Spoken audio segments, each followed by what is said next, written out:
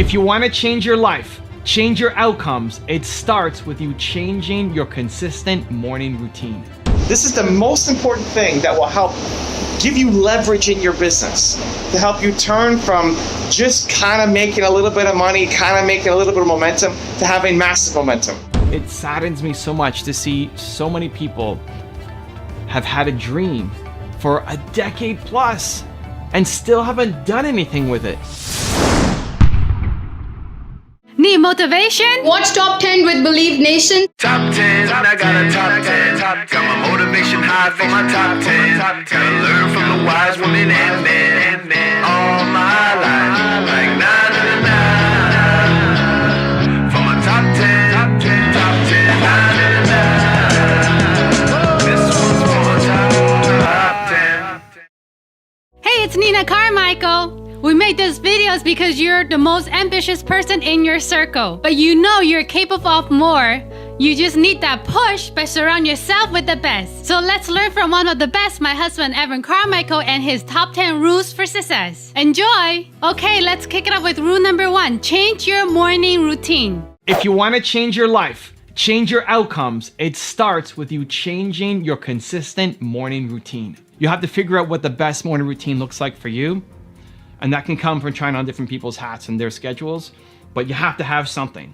Everybody has something. Nobody just wakes up and then hopes that amazing things happen. Not people who are successful. A lot of people wake up like that though. A lot of people do wake up, most people wake up and hope something happens to them. Hopes they win the lottery, hopes they get the promotion, hopes some big customer calls them, right? We're just living in a land of, I hope something big happens to me, but I don't believe it's going to, as opposed to demanding excellence from yourself every day, and it begins with your morning routine. So how can you do it? I'm gonna give you a 3-step process that I think will help. Step number 1 is figure out what makes you soar. So I said this is the most important part of my morning routine. What makes you come alive and soar? What makes you feel like the work that you do matters and you have to show up today? So for me, I have to think of a message every day. I think about you guys every day. I wake up, I'm here in my Toronto condo. It's hard to imagine that 300 million people have seen my videos. That number doesn't make any sense. Right? And so it's easy just to wake up and just continue to live my life, me, my dogs, my wife, and my condo, and just another okay day, right? I have to remind myself that the work that I do matters. I think of a message and then I share it, and I take out my phone and I post something to Instagram typically, right? And that sets me up. That reminds me that what I do matters, is meaningful. I need to demand excellence from myself. What is it for you? Maybe it's creating a piece of content. Maybe it's making a video. Maybe it's watching a video. Maybe this is part of your morning routine, thank you, and it helps you soar, right? Maybe it's doing a good deed. Maybe it's meditation or prayer or walking the dog or playing in the sun, like whatever it is. What makes you come alive? You have felt it before. You have felt it before. You've had moments in your life where you were bold, confident, unstoppable, powerful, where you felt like you could take on the world, right? Where you felt like your crazy ideas were possible. You felt that before. I know you have. The problem is it's not consistent. You're not consistently feeling that way. And so you need to reverse engineer yourself. Before you worry about taking on other people's routines and ideas, which are definitely helpful, reverse engineer yourself to figure out when in your life did you feel the most bold, confident, powerful, alive, and what led to that happening? What led to that happening? And then put that into your morning routine. Demand it from yourself every day, right? So it could be reading, it could be watching video, all the things I talked about. It doesn't matter. You felt it before. Reverse engineer what that thing was and then put it into your morning routine, because if you woke up and you did the thing that made you soar, that made you feel bold, unstoppable, powerful, confident every single day, holy cow, get ready for a massive change in what your life looks like over the next year.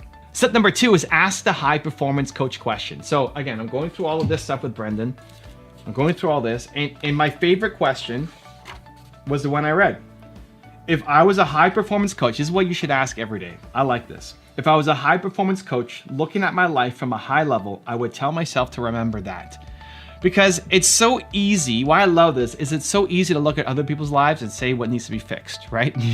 You can look at your spouse, your friends, your team, your parents, your siblings, you know, your high school mates, whatever. You can look at other people and say, that needs to be fixed. You gotta go off and do this, right? You become the high performance coach for other people. And what I love about this is if you're looking at your own life today as a high performance coach, what would you tell yourself? And then they have one at the end of the day. If I was my own high performance coach, I would tell myself this statement about today.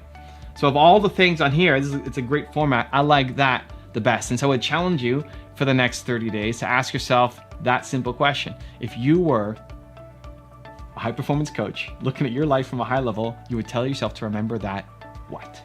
And then step number 3 would be, which 3 people can you model their routine? So Brendan, he's got his, and I'm modeling this for at least 30 days. I've added, John Assaraf, a friend of the channel, been on a couple times, talks about writing down your goals every day and then touching them, right? So I'll write down some goals and then I write them every day now and I'm touching them, right? That's what he does. Great. Again, you got to see what's going to work for you. Maybe I do that for 30 days and stop. Maybe it's what I do for the rest of my life. I don't know. You won't know until you do it consistently enough. So pick 3 people who you like. Pick 3 people who you respect, who you look up to. Say, this is the kind of person that I want to learn from. And then go investigate how they start their day. And then try on some of it, right? You might love The Rock and he works out for 4 hours a day. You may not be able to do that, but you could work out for an hour a day, right? Because maybe you're doing nothing every day. So it's a good starting point. Like, just get to the gym and start working out every day, right? So pick 3 people who you love, look up to, respect, admire, and then go research what are their morning routines and how can you apply one thing from each of them to see if it works for you. Rule number 2, act on your ideas. Chasing down your dream is scary. Chances are nobody around you has done anything close to what you want to do, and they don't understand you. They think you're crazy. Well, you know what? Here's a news flash. You are crazy. And you need to embrace your crazy ideas right now, or you'll regret for the rest of your life that you never took action. So I'm a big believer that you need to trust your crazy ideas, that when an idea comes to you, you have to go off and do it. You have to teach yourself that you are a genius, therefore you come up with genius ideas and you need to birth them into existence. Because it came to you, therefore it's good. At least that's what I tell myself. And here's a quick example. I started a new channel last week featuring IG lives of different entrepreneurs. One of the things that frustrated me was that people, your heroes, people that I love, that I look up to, that you look up to, are going live on Instagram every day, and the lives disappear in 24 hours. It's just a function of Instagram. Is after 24 hours, the lives go away. Nobody can see them anymore. And I was frustrated for myself and for you, and that all of this great wisdom was being lost. But I was also frustrated for them, for the thought leaders, for the experts, for your heroes, that they're creating this amazing content to help people, and then it just goes away. And so I wanted to help protect their legacy, preserve their wisdom, and also have something for you guys to be able to go back to again and again and again, access to thought leaders and experts and heroes. And so I thought, what if I just started a channel with their IG lives? And I came up with the idea on a Friday. And then on Friday, we launched. On Friday, I started with my own live, and we had a live of one other person, and I put them up, and we launched a channel, set up the email address, set up the banners, set up the channel art, set up the playlist, set up the rules, and then started training my team on how to do it. And so now we've got, I don't know how many videos, a bunch of videos that have been put up since we've launched a channel, and that needs to be the speed at which you start to move. That you get ideas and you don't sit on them. How many ideas have you had that you've been sitting on for weeks, for months, for years? When I travel and I meet different entrepreneurs, it saddens me so much to see so many people have had a dream for a decade plus and still haven't done anything with it. The biggest problem is you're just not acting on it. And so you have to protect your dream. You have to find a spot that makes you come alive, makes you believe that you can do it. But protecting your dream doesn't mean doing nothing on your dream, right? You have to act, even when the people around you don't understand you, think you're crazy, because again, you are nuts. It's amazing, and you have to embrace your crazy ideas. Rule number 3, have shorter goals. As time has gone on, I've become less and less a fan of goal setting. And I love the idea of quarterly goals over annual goals, over decade-long goals, because the timeline is shorter. And why I'm less a fan of goal setting is because the more you're actually growing, the less likely you're actually able to predict where you're going to be. So I really hate 10-year goals, 5-year goals, 10-year goals. If you think about where you were 5 years ago, think about who you were 5 years ago. 5 years ago, look at the calendar. 5 years ago from today, in the past, who are you? You think that person could predict where you would be 10 years ago? 10 years ago, I just started my YouTube channel. I had a couple videos up. 10 years ago, I said I'd never want to write a book. 10 years ago, I wouldn't imagine that I'd be here. I'd be here and making videos for a YouTube channel with 300 million views in Puerto Rico because Brendan Burchard invited me to his mastermind group to speak on stage in front of all these successful entrepreneurs. I wouldn't have predicted that, like with zero accuracy. And same thing for you. 10 years ago, you had no idea that you'd be here. Not if you're growing. And this is the big caveat. Not if you're growing. Like, if you can predict with accuracy where you're going to be in 10 years, you can hit it, but it's just way small compared to what you could have done, and it means that you haven't grown in the past decade. And so that's my main beef against goals. And having shorter goals, having numeric goals can be great. Can be great. Like, I want to get 10 million subscribers on my main YouTube channel. That's a good goal. But if I set that as my 10-year goal and that's the only thing I'm going to do, then it's wrong, because probably in 3 years I should jump off and go do something else, right? I've been fortunate that I've been doing YouTube for 10 years and I still love it. It's still amazing. But chances are your 10-year plans, you should jump off in year 2 and go do something else, because that thing is actually better for you because you've grown as a person. So at least it's great, the advice that instead of annual goals, set it down to quarterly goals, because goals are still helpful. They're still good to kind of track your progress, to know that this video did better than that video, that this customer brought in more money than this customer, that are you doing enough actions to go and get the business that you want. Those are great. But as a macro thing that's leading your decisions, I think the longer you stretch it out, the worse it actually is. Rule number 4, serve others. So in terms of making decisions, you want to do things that will serve other people. Serving others is hardwired into us. They did fMRI scans of the brain, and when you help other people, it hits the same part of your brain as food and sex. More than receiving, more than getting gifts, is helping others, serving others, being of use. You want to wake up every day and feel like the work you do matters, that you're having an impact. We all want to go off and have an impact. You are built to serve. And so already in your decision making, does it serve somebody else? Does it help other people in some way? If it's yes, you're making progress. In the book, I go through a 3-step process: who, why, how. So who, your one word, most important core value. What do you stand for? Who are you? You have one word that is more important than all the others. So belief is my most important core value.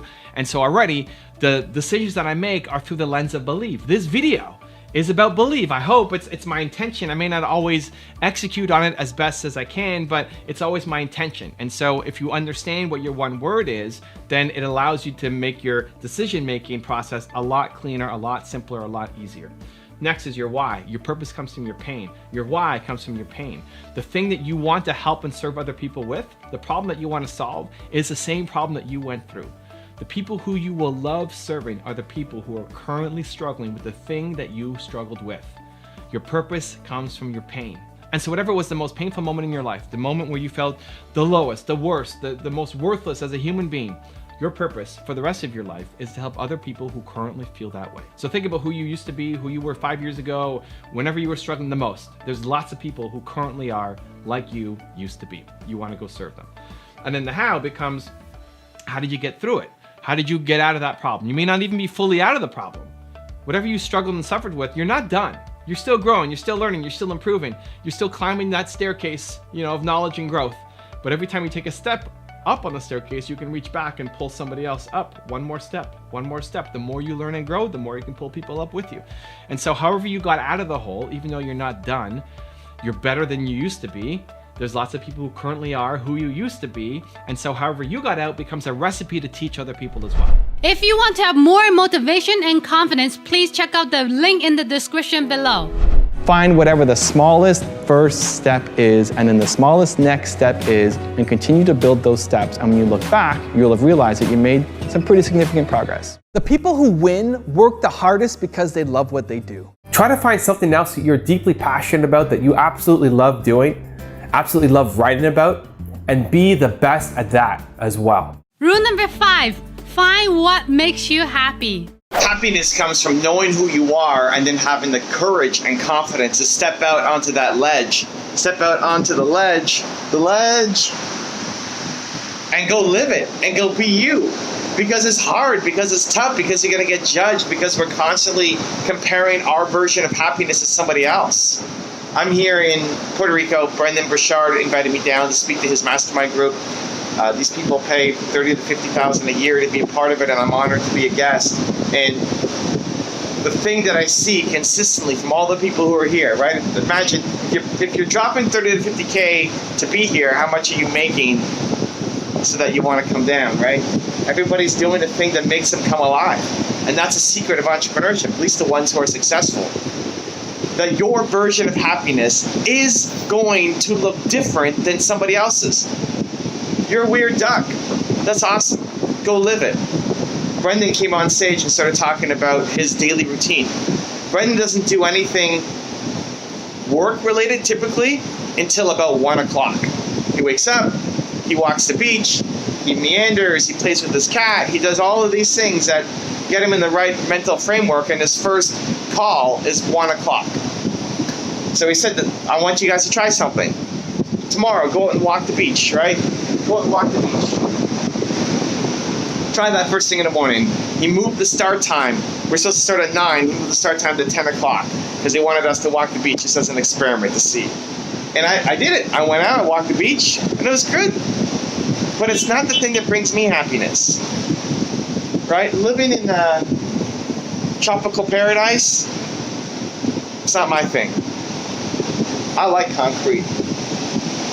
I like the concrete jungle. I like being steps away to everything. I like insane high-speed internet, you know. The things that make me happy are going to be different than Brendan Burchard, are going to be different than you. It's just about figuring out what the heck is the thing that makes you happy. And then spending as much time as possible doing that thing. Rule number 6, build momentum. If you want to be thinking 2 to 3 years ahead and still have success today, then you need to make sure that you have existing momentum right now. Entrepreneurs, we're dreamers. We love thinking about what we can make 2 to 3 years down the line. It's an easy place for us to live. The biggest problem isn't thinking 2 to 3 years ahead, it's right now. It's that you're lacking momentum right now in your business. You're a genius. The only thing you're missing is momentum. So me personally, I've actually tried to go and do the opposite of this advice most of the time. It's so easy to live 2 to 3 years out that I want to now focus on mission. What am I trying to accomplish? The big thing that's never going to happen, right? I want to solve the world's biggest problem. I don't think people believe in themselves enough, and that's what I wake up every day trying to help solve, but it will never happen. And then what am I doing right now? As opposed to getting lost in what I can do in 2 to 3 years, because again, I think it's so easy just to live there and then not bring it back to what am I doing today to build momentum. So I've really tried to teach myself that as soon as I get an idea for something, to start building momentum around it, not to get stuck in planning mode, right? It's easy to get stuck in planning mode. Here's where I want the plan to be in 2 to 3 years. You have to do. Jeff Bezos can think about where he wants to be in 2 to 3 years because he has an army of people doing work right now, building momentum on what's currently happening. If you're a solo entrepreneur and you're just living in the future and nothing's happening right now, you're never going to build that future. So as soon as you get an idea, at least for me, I've been trying to teach myself, I take immediate action towards it. It could be something really big. It could be something like when I wanted to build a house, I just decided I'm going to build a house, and then a year later I had my house built, right? From finding a dead property that was empty to excavating to building a 5,000 square foot modern home. Within a year, I had my home built from just having the concept and the idea, right? Teach yourself that as soon as you get an idea, you don't just sit, you don't just plan, you don't just tinker, you get out into the world and start doing.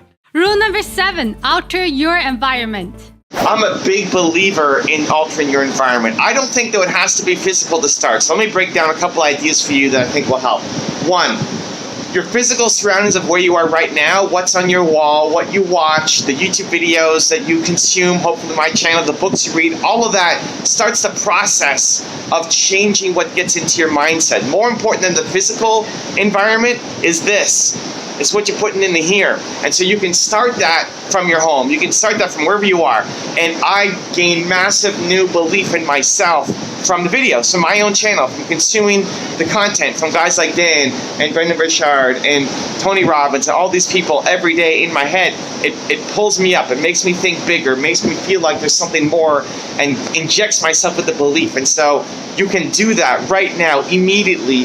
Look at your habits, look at your routine, look at the people you talk to, look at the podcasts you're listening to and the videos you're watching. And is it part of a daily practice? It needs to be a daily practice that you're putting that into here to help you start playing a bigger game. Rule number 8, find amazing people like me. A key reason why you are not in an amazing place right now is because you do not have amazing people around you.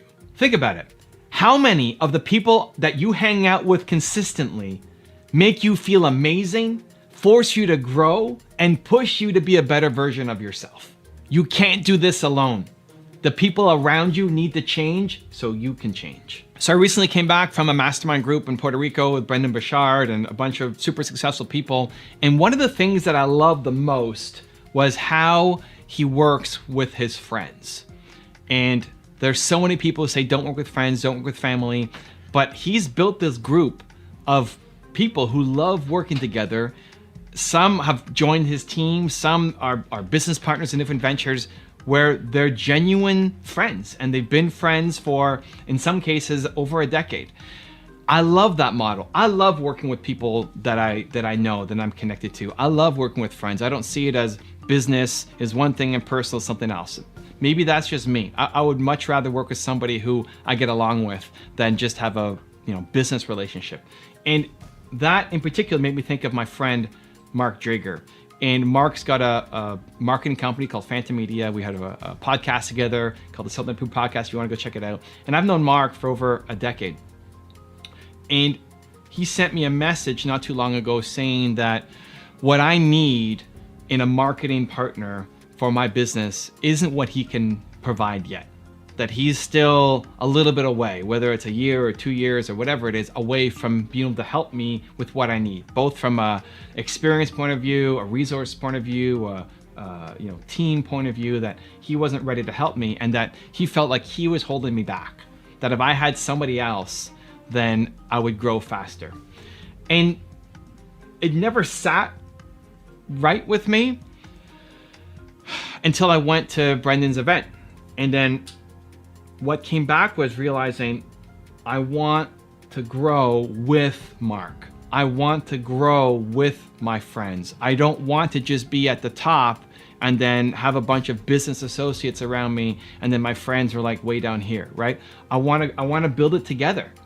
There's value for me in building it together beyond just a business ROI. And I think ultimately long term, it actually leads to a better business ROI. And I love that Brendan does it, and it provided a model for what is possible for me to be able to go off and create and build. And so whether it's Mark, whether it's Alex from Toronto Dance Salsa, whether it's Jeremy from the YouTube coaching business that we started together, I like being able to work with people who I can call friends. And I want to be able to do that more. And so whether you come on board and you bring on your friends or family, definitely being around people who push you, who make you feel energized, who build you up, who you could see for the next 20 years being people that you want to hang with, I think is really, really, really, really, really, really, really, really, really, really, really important. Rule number 9, train the right skills. You are spending way too much time on things that you hate doing, that you never want to be great at, and it's hurting your business. I'm here in Puerto Rico. I'm speaking at an event with Brendan Burchard, his mastermind group. And one of the things I've learned from people who've accomplished a lot, have had big success, is that you are great at something, right? You're the Michael Jordan of something. You have genius level talent at something. But you're not spending enough time doing it. You're spending too much time on the things that you hate, that you don't ever want to be great at, that you can respect and say, hey, this is important for my business, but it doesn't mean that you should be the one doing it. So I spoke at this event, and I'm talking to entrepreneurs, and they're thought leaders, and they want to have their YouTube channel, and they want to build up their presence and brand name and recognition. And there's so many people who, when they get started, they spend 20 minutes recording a video and then 4 hours editing it. To put the right graphics on, to put the right intro and extra and music. Now, if you are in the graphics business, if you are an editor, then your stuff has to look amazing. But if you're not, then you're training the wrong skill. This is the thing. You're training the wrong skill. There's things in your business that you're spending so much time on that you never want to get great at. You're training the wrong skill. You should not be doing it. Discount it. It doesn't mean you get rid of it completely. It doesn't mean that you disrespect it completely. But if you're spending 20 minutes recording a video and 4 hours editing it, you're training the wrong skill. You need to switch it. You need to spend 4 hours recording it, 4 hours recording it, and 20 minutes editing it. Or 0 minutes editing it. I don't care. Because people who are watching your videos, if you're a thought leader, they're coming for this. They're coming for what's in your head. They're not coming for how great your editing skills are. Now, that doesn't mean you disrespect the editing. It doesn't mean you never hire an editor. It doesn't mean you learn zero. But the thing that will get you to be able to afford to hire an editor is making awesome content that comes from here, because no amount of editing is going to save it if your ideas suck. It's the thing that holds so many entrepreneurs back from making videos. If you don't want to make videos, if you don't want to be on YouTube, awesome, but there's something in your own business that you're taking that same equivalent to. So look at your calendar, look at where you're spending your time, look at how much time is actually being spent on things that are moving the business forward, that you love, that you could be the greatest in the world potentially at. And chances are that number is like 5%. And you need to move it. That needs to be 85%. That's when you start creating magic. And it's not going to be perfect. Releasing that video won't be perfect. You're going to look at it and say, man, that really sucks. I would love to have better lighting. I would love to have better sound. I would love to have better editing. I would love to have better gear. Great. Work towards it. But that can't be the reason why you don't post, and it can't be the reason why you're spending all this time doing work that you hate. You can only do so much by yourself. I love being an army of one, right? When you get an idea, you have to do something about it. You will it into existence. And if people don't want to help you, then you will it into existence being an army of one. But there's a lot of different ways to win. And you're going to win the hardest on the thing that you're the best at. And so you start. And so you start.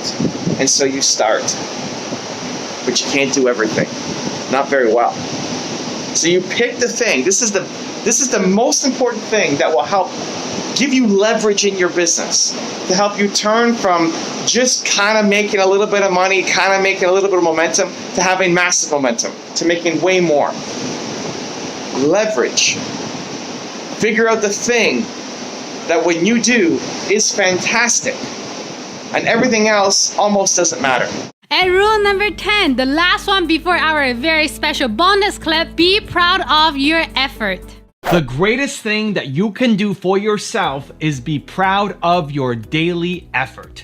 It's not about how many likes or views or praise you get. That stuff doesn't actually matter. It'll hit you and make you feel great for a second, and then it fades.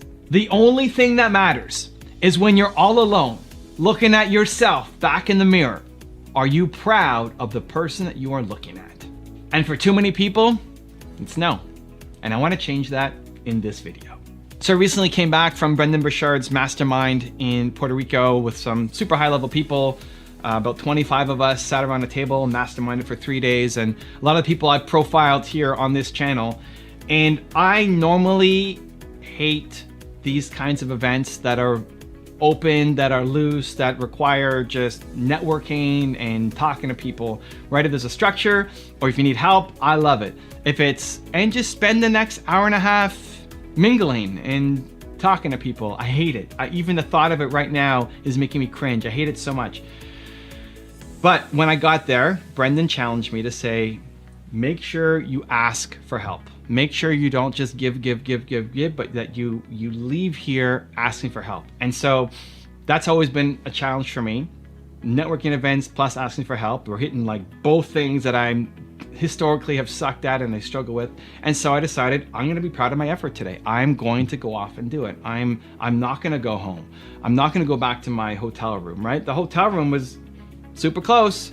On that 2-hour break, 90-minute break, 3-hour break, I could have gone back to my hotel room and done some work. I had lots of logical reasons why I should go back and do work. Everything is behind because I'm not working.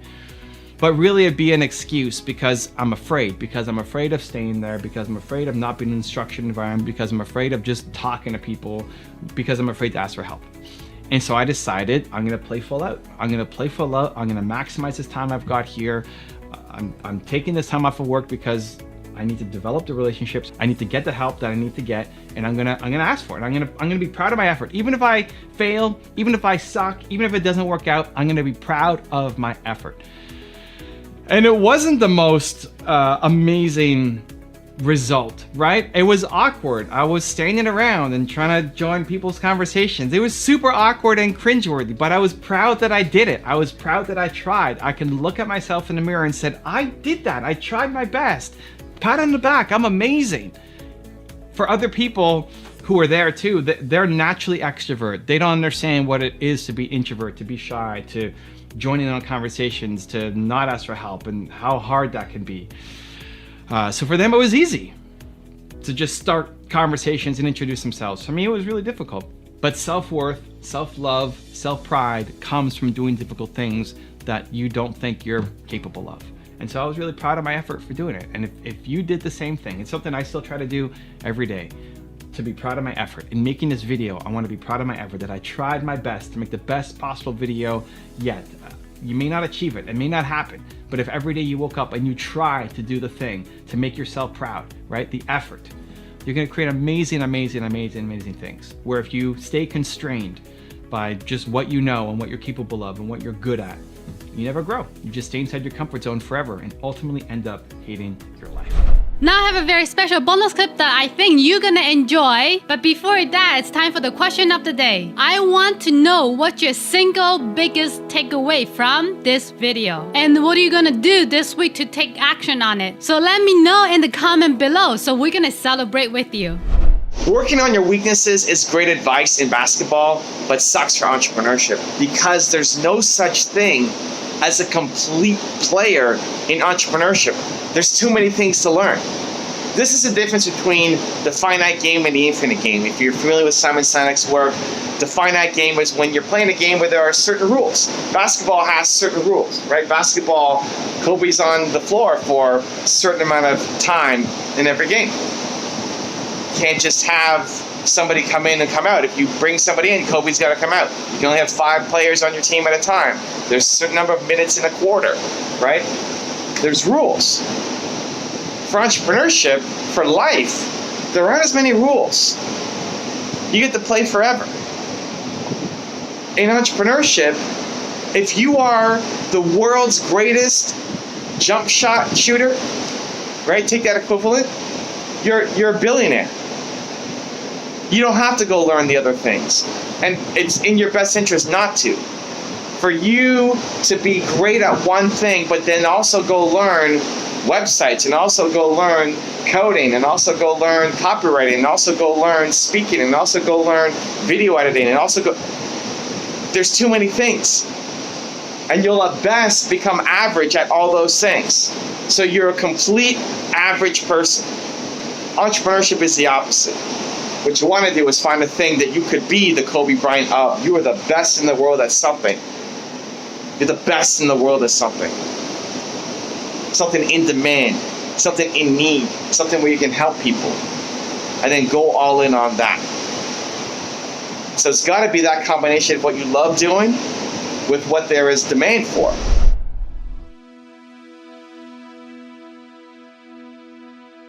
If you want to watch another top 10 rules of Evan Carmichael, check out the video next to me. I think you're gonna enjoy. I will see you there, guys. Continue to believe.